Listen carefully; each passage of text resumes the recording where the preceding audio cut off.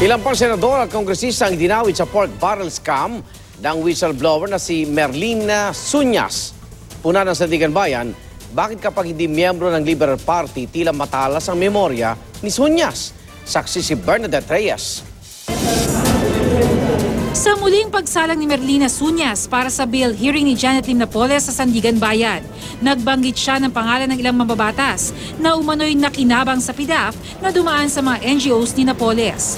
Kasama raw sa mga may transaksyon sina Senador Tito Soto, Loren Legarda at Bongbong Marcos. Binanggit din ni Suñas ang ilang kongresista na kinilala lang niya karamihan sa mga apelyidong Estrella, Ortega, Umali, Lagas, Olanyo at Fuentebella. Pinangalanan naman niya sina Cagayan de Oro Representative Rufus Rodriguez at Abante Mindanao Party List Representative Maximo Rodriguez. Tanong ng maestrado kay Suñas, bakit tila matalas lang ang memorya niya sa mga hindi miyembro ng Liberal Party? Sagot ni Suñas, di raw niya alam kung sino-sino ang mga miyembro ng LP.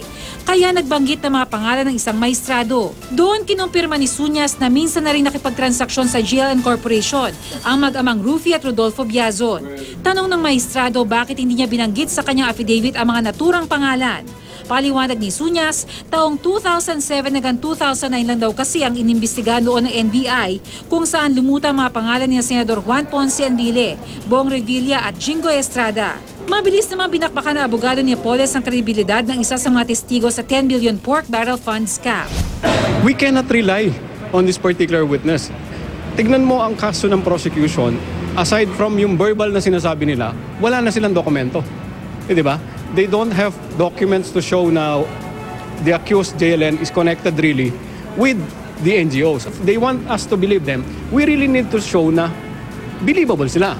If only, para maging gano'n naman, we need to be able to show na yung sinasabi nila is really true, consistent at saka accurate.